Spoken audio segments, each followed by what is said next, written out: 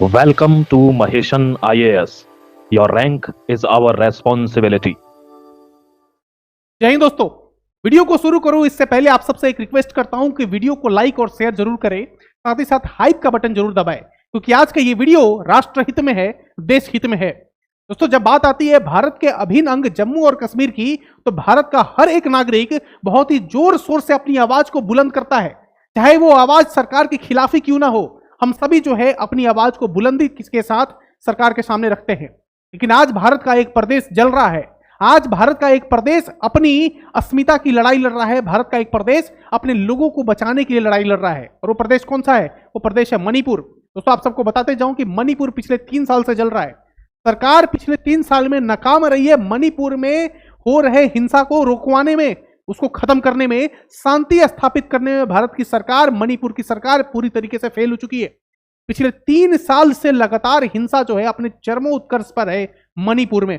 आपने देखा होगा 3 साल पहले जब वो वीडियो वायरल हुआ था, जिस तरीके से एक नग्न महिला को जो है रोड पर ले जाया जा रहा था, लोगों ने किस तरीके की बर्बरता की थी उन सारे महिलाओं के ऊपर। कुकी की बात करें, मेती की बात करें या फिर नागा, ये जितने भी ट्राइबल ग्रुप्स हैं मणिपुर में, इन सब के बीच में वायलेंस हो रहा है, क्लैशेस हो रहे हैं, एथनिक वायलेंस हो रहा है। और इन सब को रोकने में, इन सब को खत्म करने में सरकार पूरी तरीके से विफल रही। इसके बावजूद वहां की सरकार लंबे समय से चली आ रही है। बीच में कुछ समय तक राष्ट्रपति शासन लगा, लेकिन फिर से वहां पे नए मुख्यमंत्री बनाए गए और आज जो मुख्यमंत्री है मणिपुर के, वो वहां पे शांति स्थापित पूरी तरीके से नहीं कर पा रहे हैं।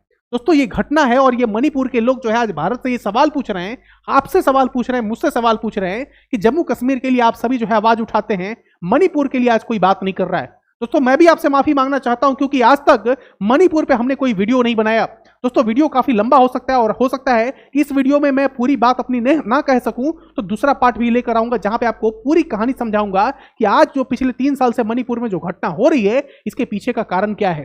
कारण को अगर आप समझेंगे तभी जो है आप उसका सॉल्यूशन यानी कि समाधान कर पाएंगे, क्योंकि जब तक परेशानी नहीं पता होगी, जब तक बीमारी नहीं पता होगी, तो इलाज कैसे होगा। दोस्तों, मणिपुर जल रहा है, मणिपुर में हिंसा हो रही है, क्या किसी को कोई फर्क नहीं पड़ रहा है? ये सवाल हर एक मणिपुर का रहने वाला व्यक्ति, हर एक बच्चा, हर एक महिला, हर एक बुजुर्ग जो है ये आपसे और मुझसे पूछ रहा है। क्योंकि जम्मू और कश्मीर के लिए तो अब हमेशा आवाज उठाते हैं, लेकिन मणिपुर भी भारत का अभिन्न अंग है, मणिपुर भी भारत का हिस्सा है। लेकिन मणिपुर के बारे में ना आप बात करते हैं, मैंने भी बात नहीं की इतने लंबे समय तक, लेकिन आज से जो है हम मणिपुर पर चर्चा करने वाले हैं और मणिपुर पर हम बात करेंगे। निर्दोष लोग पीड़ित हैं, घर उजड़ रहे हैं, मासूम डर के साए में जी रहे हैं, इंसानियत सवालों में है। क्योंकि अभी देखा आपने, एक नवजात बच्चे को मार दिया गया, 5 साल का एक बच्चा मारा गया। इस तरीके से लोग जो है अपनी जान गंवा रहे हैं। हजारों लोग जो है अपनी सड़कों पर हैं, हजारों लोग सड़कों पर हैं, प्रोटेस्ट कर रहे हैं। लेकिन इसके बावजूद जो सरकार है, चाहे केंद्र सरकार की बात करूं या फिर राज्य सरकार की बात करूं, दोनों जगह बीजेपी की सरकार है। इसके बावजूद ये पिछले 3 साल से चली आ रही हिंसा को कोई रुकवा नहीं पा रहा है। कब जागेगा देश, कब रुकेगी ये हिंसा? शांति स्थापित करना चाहते हैं वहां के वो मासूम लोग, लेकिन वहां पे कुछ ऐसे लोग हैं और कुछ सरकार में कुछ ऐसे लोग हैं जो शांति स्थापित नहीं करने देना चाहते हैं, ऐसी रिपोर्ट आ रही है।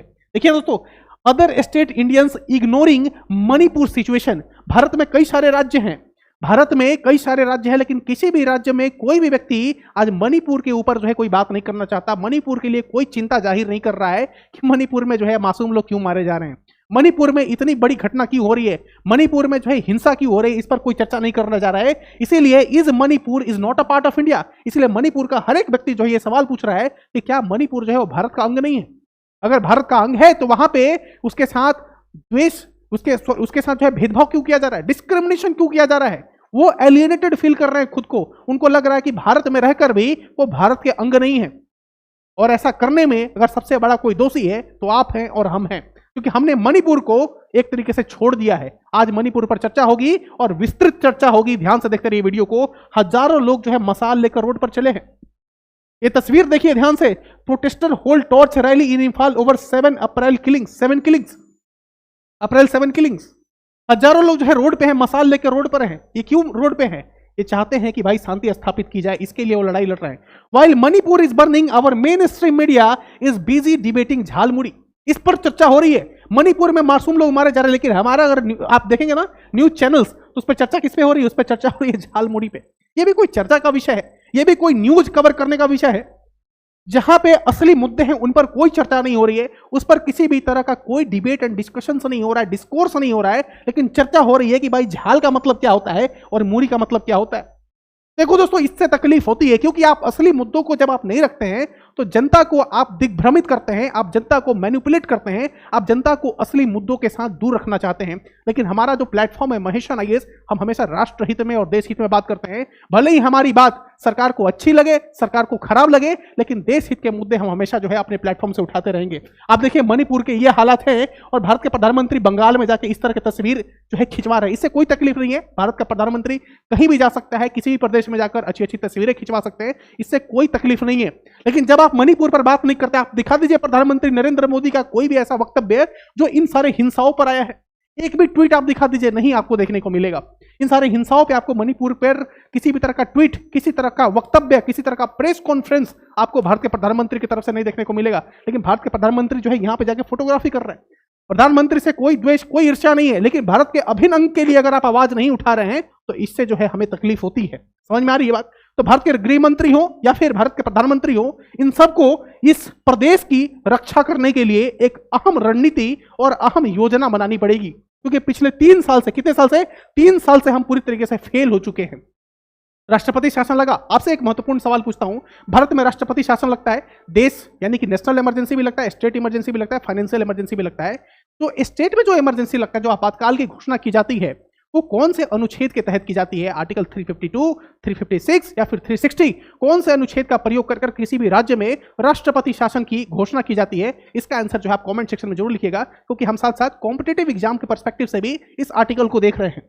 आप देख लीजिए, ये भारत का अभिन्न अंग कौन सा? मणिपुर। लेकिन मणिपुर की बात नहीं हो रही है। आज भारत के प्रधानमंत्री मन की बात कर रहे हैं, आज मन की बात का एपिसोड जो है भारत के प्रधानमंत्री की तरफ से आया है, लेकिन मणिपुर की बात नहीं हो रही है। इससे हमें तकलीफ है, क्योंकि मणिपुर के लोग भी हमारे भाई हैं, वो भी भारतीय हैं, और हर एक भारतीय के लिए हमारी जो है संवेदना है, हमारी पूरी तरीके से सिंपैथी है अगर उनके पर किसी भी तरह का अत्याचार हो रहा है। व्हाट अबाउट मणिपुर, ये हमारा सवाल है।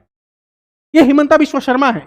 हिमंता बिश्वा शर्मा असम के मुख्यमंत्री हैं, और इन्होंने क्या कहा था?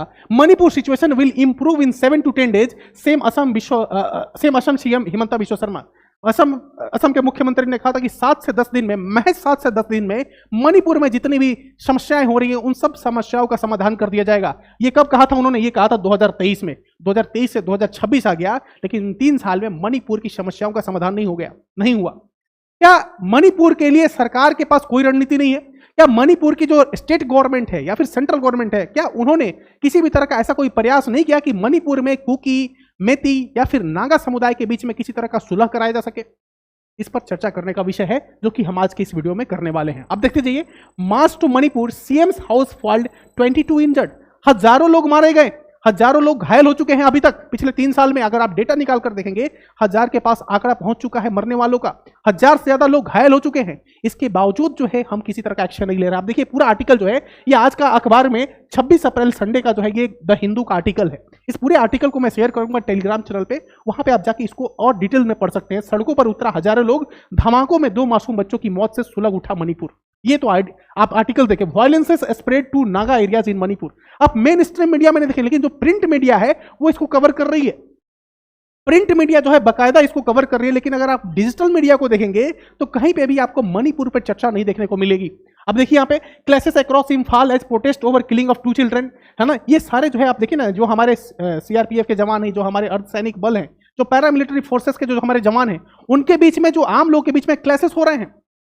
ये उसी तरह की स्थिति है जिस तरह की स्थिति आपको जम्मू कश्मीर में कुछ समय पहले देखने को मिलती थी। धारा 370 के हटने के पहले की स्थिति बता रहा हूं आपको। धारा 370-35 से हटने के पहले जम्मू और कश्मीर में यही स्थिति हुआ करती थी कि हमारे सेना के जवानों पर ये कुछ लोग हुआ करते थे जो नकाब पहना करते थे, आतंकवादी के भेष में रहा करते थे और हमारे सेना के जवानों पर अटैक करते थे। ऐसे ही कुछ लोग मणिपुर में हैं। आपको पता है कि मणिपुर में ड्रग कार्टल्स, जो ड्रग सप्लायर्स हैं, ये बहुत ज्यादा एक्टिव हैं। हथियार के जो सप्लायर्स है, जो आर्म्स सप्लायर्स है, जो आर्म्स डीलर हैं, जो वेपन सप्लायर है, ये बहुत ज्यादा एक्टिव है मणिपुर में। और ये कहां से सब कुछ हो रहा है? म्यांमार, बर्मा, सीआईए का बहुत बड़ा हाथ है। आपको पता है ना, कुछ समय पहले एक न्यूज आई थी कि मणिपुर से कुछ लोगों को गिरफ्तार किया गया है, और उनका लिंक किसके साथ था? अमेरिका के साथ। उनका लिंक किसके साथ था? दूसरे देश के साथ। और इसमें मदद किसने की थी? रशिया ने भारत की मदद की थी उनको पकड़वाने में। ये आर्म्स की सप्लाई कहां से हो रही है? ये मणिपुर में जो लोग हथियार उठा रहे हैं हमारे सैनिकों के खिलाफ, हमारे सैनिकों के विरुद्ध जो हथियार उठा रहे हैं, इनके पास हथियार कहां से आ रहा है इसकी आपको जानकारी होना चाहिए। ये हथियार कौन भेज रहा है, किसका हाथ है इसमें, और दूसरा इनको फंडिंग कहां से मिल रही है। बिना फंडिंग के आप 3 साल तक कैसे लड़ाई लड़ सकते हैं भाई। बिना फंडिंग के 3 साल तक अगर आप लड़ाई लड़ सकते हैं, ये पॉसिबल ही नहीं है। तो फंडिंग तो कहीं से मिल रही है, सप्लाई तो हो रहा है। किसकी सप्लाई हो रही है, ड्रग्स की सप्लाई हो रही है, सप्लाई हथियारों की हो रही है। कहां पे, मणिपुर में। और उसी का ये जो है नतीजा है कि आज मणिपुर में ये सारी घटनाएं हो रही है, आज मणिपुर में हिंसा हो रहा है। समझ में आ रही बात। आप देखिए ना, यहां पे आपको बहुत सारे ये दिखा रहा हूं, ये एनसीबी है, नारकोटिक्स ब्यूरो है, narcotics bureau major drug haul in Manipur, ये गिरफ्तार किया गया है नारकोटिक्स ब्यूरो की तरफ से, एनसीबी की तरफ से। हजारों हजार किलो जो है डेली ड्रग्स को सीज किया जा रहा है पुलिस की तरफ से। ये ड्रग्स आ कहां से रहे हैं मणिपुर में, कौन लोग हैं जो मणिपुर में इस तरह की अस्थिरता, इनस्टेबिलिटी पैदा करना चाहते हैं। भारत की सुरक्षा एजेंसियों को चाहिए कि एक्टिवली इन सारे मामलों पर जांच करके मणिपुर में शांति स्थापित करने का काम करें। अदरवाइज मणिपुर की जो स्थिति आने वाले समय में और खराब हो सकती है, क्योंकि 3 साल में इन्होंने एक बैकग्राउंड बना दिया है, अपना एक प्लेटफॉर्म तैयार कर दिया। किन लोगों ने, ये मिलिटेंट्स, इन आतंकवादियों ने। आप आतंकवादी सिर्फ जम्मू कश्मीर और इन सारे क्षेत्रों में ना समझे जहां से हमारा पाकिस्तान के साथ बॉर्डर टच करता है, बल्कि मणिपुर में भी बहुत सारे आतंकवादी अभी एक्टिव हो चुके हैं, मिलिटेंट्स एक्टिव हो चुके हैं। और उनका एकमात्र मकसद है, हमारे जो 7 सिस्टर्स हैं, चाहे असम हो, मिजोरम हो, त्रिपुरा हो, या फिर हमारा मेघालय हो या मणिपुर हो, इन सारे राज्यों पर एक अपनी नई कहानी रचने के लिए लोग तैयार हैं। और ये सारे शुरुआत कर चुके हैं कहां से, मणिपुर से। समझ में आ रही बात आपको। आगे देखते जाइए। ये देखिए, 3 किलिंग्स इन मणिपुर, मुख्यमंत्री के आवास की ओर मार्च के दौरान प्रदर्शनकारियों और पुलिस कर्मियों के बीच में झड़प हो रही है। आगे देखते जाइए। ये चंद्र कुमार बोस है। चंद्र कुमार बोस का जो है यहाँ पे मैं ट्वीट इसलिए लगाया हूं, और ये सुभाष चंद्र बोस की पिक्चर मैंने इसलिए लगाया है यहाँ पे। अब ध्यान से पढ़िए, यहाँ पे क्या लिखा हुआ है कि while Manipur it was the sacred land of Manipur which was liberated on 14th April 1944 by Indian National Army under the leadership of Netaji Subhash Chandra Bose with the support of Kuki and Meitei. ये नेताजी सुभाष चंद्र बोस का ही योगदान था जो मणिपुर एक तरीके से भारत का हिस्सा बना। इसकी कहानी लंबी है कि कैसे इंस्ट्रूमेंट ऑफ एक्सेशन पे शाइन हुआ, किस तरीके से मणिपुर का भारत में विलय हुआ। इसकी एक लंबी कहानी है जो कि हम किसी और वीडियो में डिस्कस करेंगे। क्योंकि जब भारत आजाद होता है 1947 में, जब भारत को आजादी मिलती है, उस समय भारत जो है अलग अलग राजवाड़ों में बटा हुआ था, प्रिंसली स्टेट्स में बटा हुआ था। 565 रियासतें हुआ करती थी भारत में, और इन सारे रियासतों को एकजुट कर भारतीय संघ बनाने में, यानी कि इंडियन यूनियन बनाने में किसी व्यक्ति का सबसे महत्वपूर्ण योगदान था, तो वो था सरदार वल्लभ भाई पटेल का। इसीलिए हम उनको आयरन मैन ऑफ इंडिया कहते हैं, लौह पुरुष कहते हैं। लेकिन मणिपुर में इंडियन नेशनल आर्मी के सहयोग से किस तरीके से नेताजी सुभाष चंद्र बोस ने कुकी और मेती समुदाय के सपोर्ट से किस तरीके से इसको भारत के साथ जोड़ने का काम किया, इसकी कहानी भी आपको पता होनी चाहिए।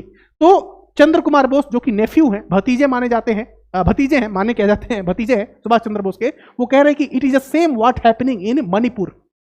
ये बहुत शर्म की बात है जो आज मणिपुर में हो रहा है, ये हमारे लिए शर्म की बात है। Entire cabinet of the Modi government camping in Bengal trying to desperately defeat. ठीक है, ये तो अपना पॉलिटिकल एजेंडा है उनका, लेकिन ये हमारे लिए शर्म की बात है। भारतीय होने के नाते हमारे लिए शर्म की बात है कि मणिपुर में आज जो हो रहा है उस पर हम एक अनदेखा कर रहे हैं, उन सारी चीजों को हम अनदेखा कर रहे हैं, इग्नोर कर रहे हैं एक तरीके से। ठीक है, आगे देखिए आप। Manipur is not healing, it's been almost 3 years since violence apart Manipur, but relief is chronologically absent, justice is still out of reach. Justice is still out of reach. इसका मतलब क्या है कि न्याय, जस्टिस जो है वो हमारे हाथों से अभी बहुत दूर है। किनके हाथों से? मणिपुर के लोगों के हाथों से जस्टिस अभी बहुत दूर है। और इसमें 2 ही व्यक्ति जो है वो सबसे बड़ा सॉल्यूशन दे सकते हैं, भारत के प्रधानमंत्री और भारत के रक्षा मंत्री माननीय श्री अमित शाह जी, और भारत के प्रधानमंत्री श्री नरेंद्र मोदी जी। इन दोनों से काफी ज्यादा उम्मीद है कि ये दोनों व्यक्ति जोर शोर से मणिपुर वाले मुद्दे को अब प्रायोरिटी में लेकर, चाहे बंगाल का इलेक्शन खत्म हो उसके बाद 5 मई के बाद, लेकिन मणिपुर वाले मुद्दे को जो है प्रायोरिटी में लेकर मणिपुर में एक जो है उसी तरह का काम करें जिस तरीके से इन्होंने जम्मू और कश्मीर में किया था। जम्मू कश्मीर में कुछ ऐसा निर्णय लिया भारत की सरकार और नरेंद्र मोदी की सरकार ने कि जम्मू कश्मीर में अब ऐसे न्यूज नहीं आते, ऐसी खबरें नहीं आती जो 2019 के पहले आया करती थी। उसी तरह का कुछ निर्णय, कुछ मेजर स्टेप, कुछ बोल्ड स्टेप जो है मणिपुर में भी लेने की जरूरत है भारत की सरकार को। तभी जो है ये हिंसा खत्म होगी, तभी जो है वहां पे शांति स्थापित होगी। ठीक है, मैंने भी यहां पे देखो, framework for piece in Manipur, 3 layer approach inspired by a global success model. दुनिया में और भी बहुत जगह एथनिक वायलेंसेस होते रहे हैं, और एथनिक वायलेंसेस को खत्म करने के लिए, उसका सॉल्यूशन बनाने के लिए अलग अलग देशों ने अलग अलग मॉडल्स को अपनाया है। मैंने यहाँ पे कुछ जो है यहाँ पे लगाया है कि पावर शेयरिंग जो है गवर्नेंस है, और यहाँ पे आप देखेंगे नॉर्दरलैंड का, आयरलैंड का है ये, ठीक है। डी टेरिटोरियलाइज्ड आइडेंटिटी है, ट्रूथ हीलिंग कमीशन है। अलग अलग मॉडल जो है अलग अलग देश में अपनाए गए हैं और इन मॉडल्स को अपना के एथनिक वायलेंस को खत्म करने की कोशिश की गई है, ठीक है। आगे देखिए, तो उन सारे मॉडल्स को भारत में भी अपनाया जा सकता है। भारत की सरकार जो है ऐसे कुछ मॉडल्स अपना सकती है। हमारा एकमात्र कहना है, हमारा जो लास्ट जो मैसेज है वो यही है भारत की सरकार के लिए, आप सबके लिए, दैट वी वांट पीस इन मणिपुर। हम शांति चाहते हैं, मणिपुर के लोग वहां पर शांति चाहते हैं, लेकिन कुछ लोग जो हैं जो मिलिटेंसी में इंगेज होकर वहां पे अशांति स्थापित कर रहे हैं, उनको चिन्हित करने की जरूरत है और उन पर यूएपीए या फिर जितनी भी संगीत धाराएं हो सकती हैं उन पर लगाकर उनको जेल में सलाखों के पीछे डालने की जरूरत है। आपके क्या विचार हैं? इस विचार को, अपने विचार को कमेंट में जरूर दर्ज करें, जरूर लिखें। आपके विचारों को पढ़कर मुझे काफी खुशी होगी। आप क्या मानते हैं, मणिपुर में जो हिंसा हो रही है इसके पीछे कौन लोग हैं और क्या भारतीय सरकार सच में मणिपुर की हिंसा को खत्म करने में फेल हो चुकी है? इन सारे टॉपिक्स पे, इन सारे पॉइंट्स पे आपके क्या विचार है, कमेंट में लिखिए। मिलते हैं किसी और नए एक वीडियो में एक नए टॉपिक के साथ। जय हिंद, जय भारत दोस्तों।